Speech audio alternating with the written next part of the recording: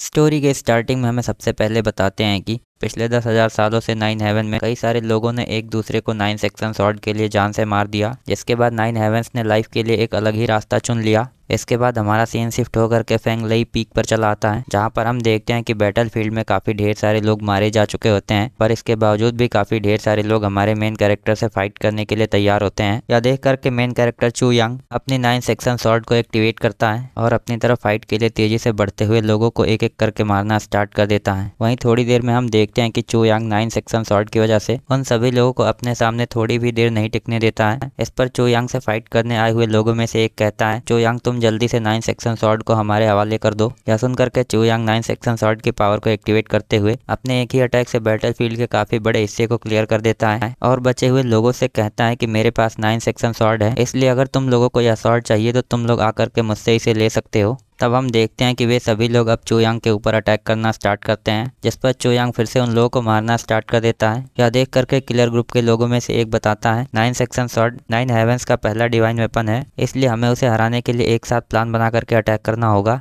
इधर चू यांग यह सब कुछ सुनने के बाद भी चुपचाप खड़ा होता है, जिस पर किलर्स में से एक कहता है, भले ही नाइन सेक्शन सॉर्ड काफ़ी ज़्यादा पावरफुल है, लेकिन चू यांग अभी यूनिटी रिल में ब्रेक थ्रू नहीं कर पाया है, जिसकी वजह से वह नाइन सेक्शन सॉर्ड के फुल पावर का इस्तेमाल नहीं कर सकता है। यह जान करके ये लोग चू यांग के ऊपर एक साथ अटैक करने के लिए आगे बढ़ते हैं, पर चू यांग फिर से नाइन सेक्शन सॉर्ड की हेल्प से इन लोगों के ऊपर अटैक करना स्टार्ट कर देता है। इसी बीच हम देखते हैं कि उन किलर्स में से एक क्रॉसबो का इस्तेमाल करते हुए चू यांग के ऊपर दूर से अटैक करने लगता है, जिसकी वजह से चू यांग उन अटैक्स को डॉज तो कर लेता है, लेकिन गलती से वे एरोज उसके बटरफ्लाई पेंडेंट को हिट कर जाते हैं। वहीं ऐसा होते ही चू यांग अपने पेंडेंट को बचाने की कोशिश करता है, जिस पर हमें इस पेंडेंट का एक फ्लैशबैक दिखाते हैं, जिसमें एक खूबसूरत से लड़की इस पेंडेंट को अपने हाथों में ले करके चू यांग के पास जा रही होती है। वहीं चू यांग अभी नाइन सेक्शन सॉर्ड के कुछ ही हिस्सों के साथ प्रैक्टिस कर रहा होता है, पर जैसे ही यह लड़की जूवेई चू यांग के पास पहुंचती है, चू यांग नाइन सेक्शन सॉर्ड को सावधानी से संभालते हुए जूवेई से कहता है, मुझे डर है कि कहीं मैं तुम्हें नुकसान ना पहुंचा दूं। ऊपर से मैं शॉर्ट्समैनशिप की जिस टेक्निक को प्रैक्टिस करता हूँ वह इमोशनलेस शॉर्ट्समैनशिप की ट्रेनिंग है। यह सुनते ही जूवेई थोड़ा सा निराश हो जाती है,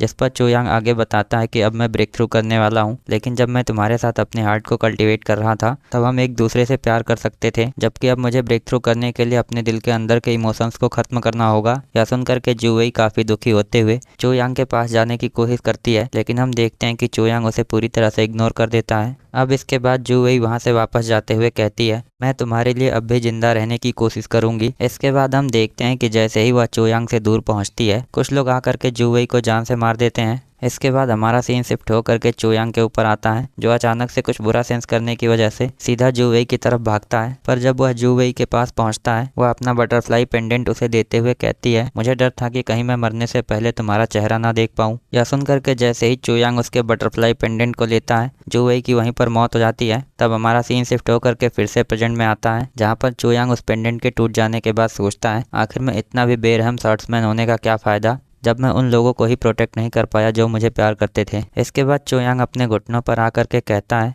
जूवेई मैंने सोचा था कि मैं तुम्हें छोड़ करके हेवनली लेवल में ब्रेक थ्रू कर जाऊंगा, लेकिन अब ऐसा लगता है कि मैंने कुछ भी हासिल नहीं किया है सिवाय इस नाइन सेक्शन सॉर्ड के। इसके बाद हम देखते हैं कि चू यांग फिर से गुस्से में फाइट करने के लिए तैयार होता है और इस नाइन सेक्शन सॉर्ड की भयानक स्पिरिचुअल एनर्जी को रिलीज करते हुए उन सभी लोगों को जान से मार देता है। तभी हम देखते हैं कि अचानक से कुछ और पावरफुल लोग चू यांग के ऊपर अटैक करने लगते हैं, पर जब चू यांग उन अटैक्स को डॉज कर लेता है, तब हमें दिखाते हैं कि एक्चुअल में यहाँ पर 3 एल्डर्स उसे मारने के लिए आए हैं। वहीं उनमें से पहला एल्डर कहता है, तुम सच में काफी ज्यादा टैलेंटेड इंसान हो, लेकिन दुख की बात है कि कोई तुम्हें जान से मारना चाहता है। तभी उन तीनों में से लेडी एल्डर कहती हैं, तुम्हारे पास अभी तक नाइन सेक्शन सॉर्ड पूरी तरह से नहीं आई है, लेकिन फिर भी तुमने इतने सारे लोगों को जान से मार दिया है। इसके बाद हम देखते हैं कि ये एल्डर्स चू यांग के ऊपर अटैक करना स्टार्ट करते हैं, लेकिन इन लोगों के ज्यादा पावरफुल होने की वजह से चू यांग को फाइट बैक करने में दिक्कत होने लगती है। ऊपर से चू यांग बुरी हालत में आने के बाद भी कहता है, क्या तुम लोग भी नाइन सेक्शन सॉर्ड को हासिल करना चाहते हो? तब दूसरा एल्डर कहता है, हमें तो बस तुम्हें जान से मारना था, लेकिन अगर हमें नाइन सेक्शन सॉर्ड के 5 हिस्से एक साथ मिल जाते हैं तो इसमें कोई बुरी बात नहीं है। तभी हम देखते हैं कि अचानक से यहाँ पर चू यांग का एक दोस्त यानजी पहुंच जाता है, जिसे देख करके जैसे ही वे तीनों एल्डर्स रिस्पेक्ट देते हैं, वैसे ही चू यांग समझ जाता है कि उसका दोस्त उसे धोखा दे रहा है। यह देख करके लेडी एल्डर चू यांग से कहती हैं,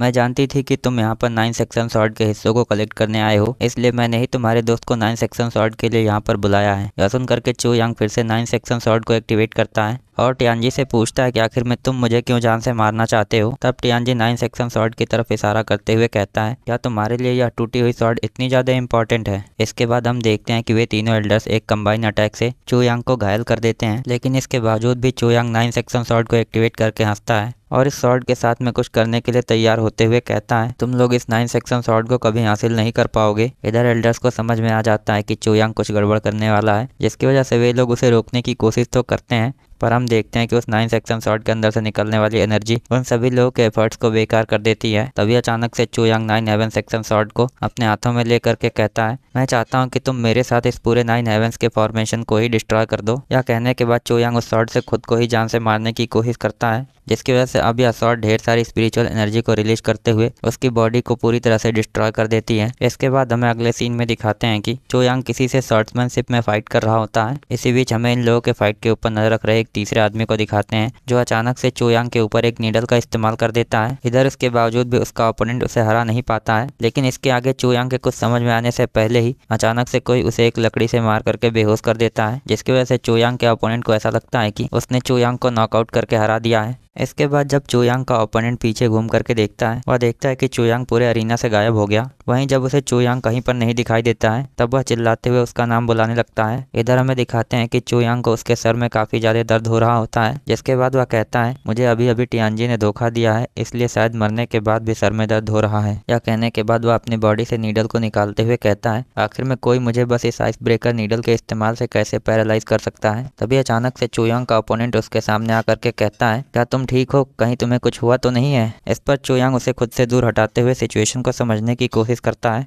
इधर चू यांग का ओपोनेंट उससे कहता है, आखिर में तुम उस छोटे से अटैक से नॉकआउट कैसे हो गए। तब चू यांग कहता है कि नहीं, तुम्हें चिंता करने की कोई बात नहीं है। यह सुन करके चू यांग का ओपोनेंट कहता है, मुझे नहीं लगता था कि मैं कल्टीवेशन में इतना अच्छा हूँ, पर अब ऐसा लगता है कि शायद मुझे मास्टर आने वाले टूर्नामेंट के लिए सिलेक्ट कर लें। इस पर चू यांग पूछता है कि आखिर में किस तरह का कॉम्पिटिशन। तब उसका ओपोनेंट बताता है कि जल्दी ही जियांग एवरेस्ट कॉम्पिटिशन होने वाला है। यह सुन करके चू यांग हैरान होते हुए पानी में अपने चेहरे को देखता है और कहता है कि आखिर में ऐसा कैसे हो सकता है कि मैं इस समय 16 साल का हूँ, कहीं इसका मतलब यह तो नहीं है कि अभी मैं जिंदा हूँ। अब यह जानने के बाद चू यांग सोचने लगता है कि मैंने खुद को जान से मारने के लिए 9 सेक्शन स्वॉर्ड का इस्तेमाल किया था, लेकिन ऐसा लगता है कि उसकी वजह से अब मैं फिर से अपनी 16 साल की एज में पहुंच गया हूं। वहीं जब चू यांग अपने सबकॉन्शियस माइंड को चेक करता है, तब वह देखता है कि 9 सेक्शन स्वॉर्ड अब उसके सबकॉन्शियस माइंड में पहुंच गई है। तभी हम देखते हैं कि यहाँ पर एक नया कैरेक्टर सीजिन सांग पहुंच करके कहता है, चू यांग और टेन क्या तुम दोनों मुझे परेशान करना नहीं बंद करोगे। इधर उसे देखते ही चू यांग सोचता है, आखिर में अब यह यहाँ पर क्या कर रहा है। इसी के साथ हमारा यह पार्ट यहीं पर एंड होता है। So I hope you guys like this video and subscribe my channel. और अगर आपने लास्ट